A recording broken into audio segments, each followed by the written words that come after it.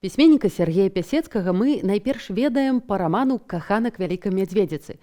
Такая эпічная сага пра кантрабандыстаў 1920-х на польска-савецкім памежжы пад Ракавым і Менскам. А была кніга, якую сам аўтар лічыў нават больш важнай. Што за яна? З вамі Наста Суханосік у перадачы «Смаленне віпрука». Тут мы размаўляем і падсмальваем вядомыя і невядомыя творы нашай літаратуры. А сёння пра раман Сергея Пясецкага «Жыццё раззброенага чалавека». Пра змрочную вільню пачатку 1920-х. Прытоны, парнастудыі, цягнікі, турмы. Усё, як мы любім. Не забывайце пра падабайку і падпіску на наш канал. Добра? Пагналі!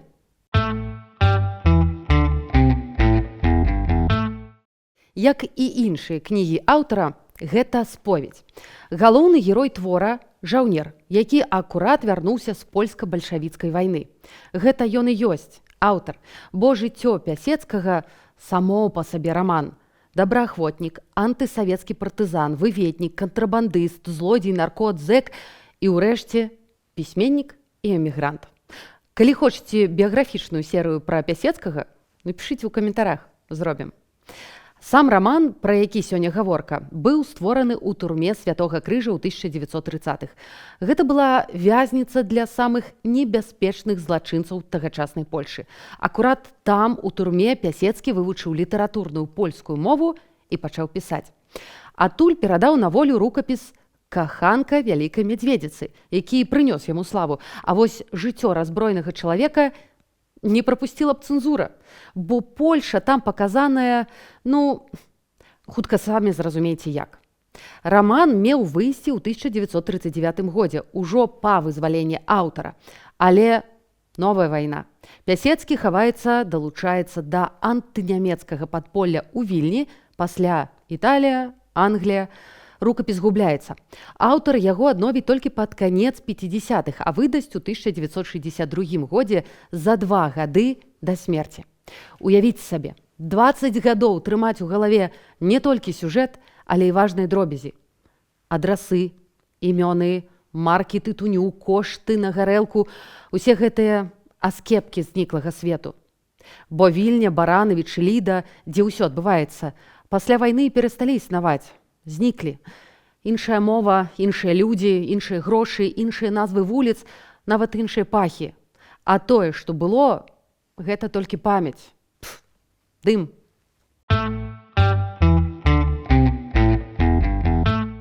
Галоўны герой Міхал Лубень. Альбо Лубень, як хочаце.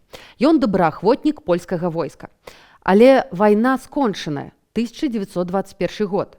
Яго дэмабілізуюць і даюць права на усяго адзін квіток, але куды заўзгодна. Дадому вярнуцца ён не можа, бо дом застаўся па савецкім бок мяжы. Выбірае Вільню? Вялікі горад, праца там ж дакладна будзе, праўда? Як кажуць, калі ў вялікім горадзе не можаш знайсці працу, вешайся, бо значыць, ты нікому не патрэбны. А ён, па выніку, нікому і не патрэбны. На чалавека ў выцертым кіцелі мінакі глядзяць, як на смецце, прывід вайны, бо ўрачыстае вяртанне з кветкамі, жонкай і дзецьмі – гэта ўсё толькі на плакатах. А тут усё па-сапраўднаму. Другі тыдзень я без мэты бадзяюся ў джунглях цагляных гмахаў у каменным лабірынце вуліц. Я чужынец, не маю нікога знаёмага і ніадкуль не чакаю дапамогі. На біржы працы няма. Акенцы з чыноўнікамі ёсць, а вось працы не. Міхал знаходзіць свайго колішняга камандзіра, у якога па жыцці ўсё норм, а той праходзіць побач, не заўважае. Герой углядаецца ў наваколле. Кавярні, рэстараны, раскошныя крамы з панчохамі, з бюстгальтэрамі, прыгожыя кабеты, дзеці. Ці вось кніжная вітрына. Кнігі, колькі кніжак. Хто іх чытае і хто піша? Хацеў бы я пабачыць тых, хто піша кнігі.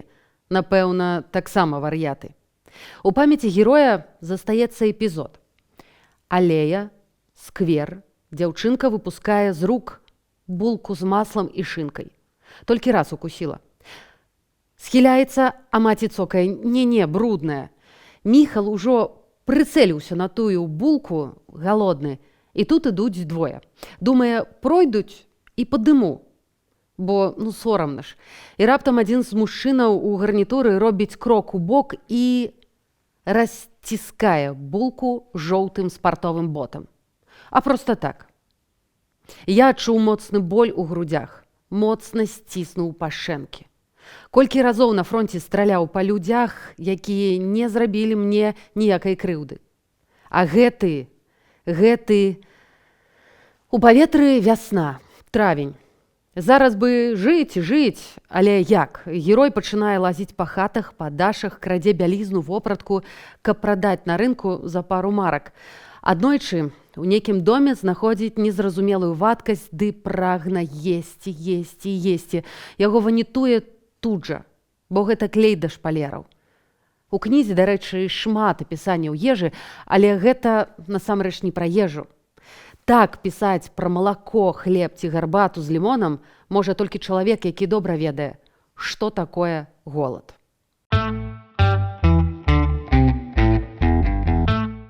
Раман напісаны па-польску, але па духу ён вельмі беларускі, бо галоўны матыў – крыўда. Тая самая крыўда, пра якую мы чытаем у Багушевіча. Дарэчы, пра яго ў мяне ёсць асобная серыя. Паглядзіце абавязкова. Але гэта не тая крыўда, якая штурхае чалавека да самаліквідацыі. Роспач мабілізуе. І робіць жыццё непасрэдным, без пылу ідэяў, канцэпцыяў штучнай маралі. Жыццё такое, якое яно ёсць. Тут і зараз. І герою дапамагае выпадак. Неяк на біржы працы яго знайшоў такі дзіўны чувак старэйшага ўзросту. Гэта Равенскі, фатограф і надалей анёл-ахоўнік Міхала. Ды і не проста фатограф. Ён робіць карцінкі для дарослых. Была такая мода фоткаць эротыку, тырыжаваць і прадаваць картачкі. Найлепш у гатэлях. Часам адна мадэль, жанчына, але можна і цікавей. Парныя сцэны. Равенскі профі, і нават мастак. Ён бачыць патрэбную мадэль здалёк. О, ты.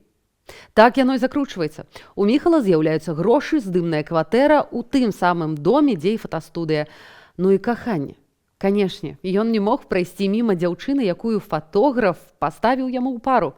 Спачатку трэба было пераадолець сорам, а пасля ўсё бліжэй, і на табе выбух. Гэта Вільня. Вясна. А з Вілі ўжо не трэба зачэрпваць далонямі ваду, каб наталіць смагу. Ёй можна проста насалоджвацца. Равенскі чалавек няпросты. Ён жыў у Петербургу і меўся ўцякаць ад бальшавікоў. Для Міхала ён стае гуру, настаўнікам, і ва ўсім гэтым дафігішча сімвалізму, бо пякучая аголенасць – гэта ж пра яго лёс. Тая самая непасрэднасць жыцця, дзе няма месца нават сораму. А порнофотограф, які фактычна ратуе, аказваецца куды больш чалавечным за ўсіх гэтых пабожных мінакоў на вуліцы, што па нядзелях цягнуцца да касцёлу. Але, дакрануўшыся да дна і спазнаўшы сэнс рэчаў, трэба ж неяк развівацца, праўда? Наш герой уваходзіць у віленскі крымінальны свет. А што рабіць? Калі маці радзіма аказалася мачыхай, а кожнае рудое 20гадовае дзяўчо гатовае пераспаць за ежу ці здымацца нагішом за пару марак. Застаецца адно – лёгкасць быцця ды інстынкты. Гэта ж азартнае жыццё, бардэлі, рэстараны, більярд. У Міхала хапае грошай, які ён зрэдку адкладае, а больш раздае направа і налева. Тым, хто ў патрэбе, бо ён сам памятае, як гэта галадаць. Або пакідае шчырыя чаевыя шырокім жэстам.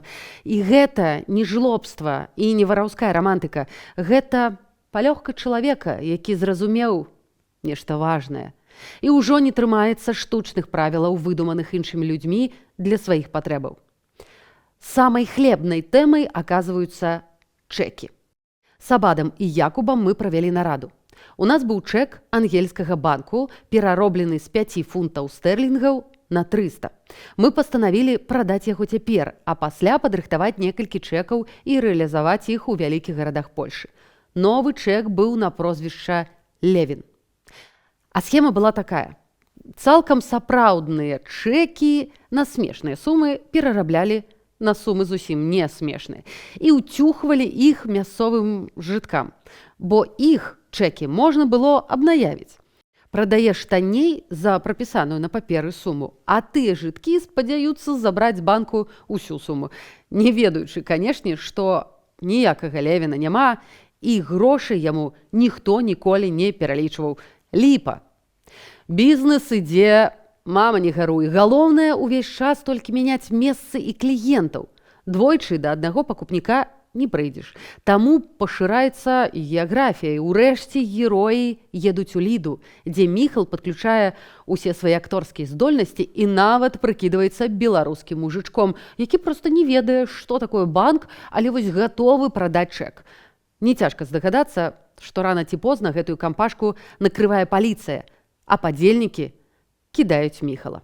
За тыдзень пасля майго арышту пад эскортам паліцыянтаў нас перавялі ў турму на Лукішках. Жалезная брамка вельмі неахвотна адкрываецца перад намі. Бачу лабірынты чырвоных цагляных муроў. Паўсюль краты, жалеза, цэмент, каменні, цэгла. У канцыляры эскорт перадае нас турэмнікаў. Цяпер мы належым экіпажу гэтага мураванага карабля, які, кружляючы паміж днём і ноччу, плыве ў часе па ўсхваляваным акіяне права і бяспраўя. Але нават тут герой назірае за ўсім з цікавасцю, як даследчык, бо гэта таксама непасрэднае жыццё без пераўкрасаў. Шмоны, камеры, ахоўнікі, якіх ён пазнае па кроках, і зноў голад. З усмешкай ён згадвае, як раздаваў тысячы направа і налева, а тут ізноў усё круціцца вакол кавалку хлеба, махоркі, мыла і 2 карабкоў запалак.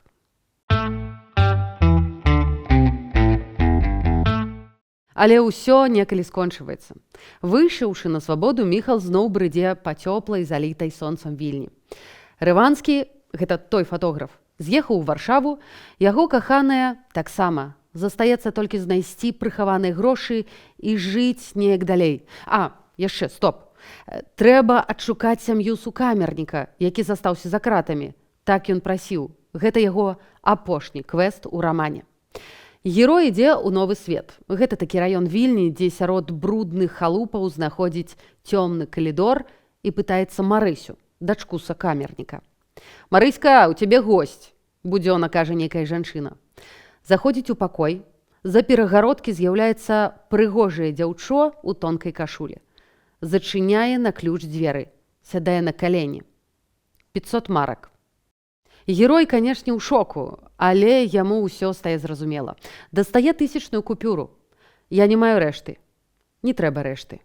«Вялікі дзякуй», кажа дзяўчына радасным голасам. А што было далей? А вось як думаеце, што было далей, калі ўлічыць 7-месячны пост галоўнага героя, які акурат адкінуўся з турмы? Не буду казаць.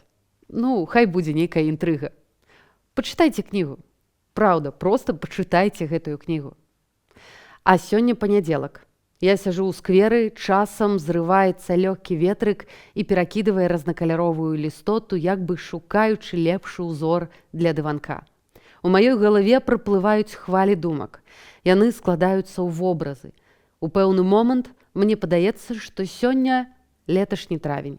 Я сядзеў тут у бруднай падранай вопратцы дэмабілізаванага жаўнера Валацугі.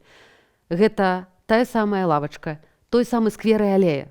З правага боку на сцежцы ляжыць накусаная булка з маслам і шынкай, якую дзяўчынка выпусціла з рук.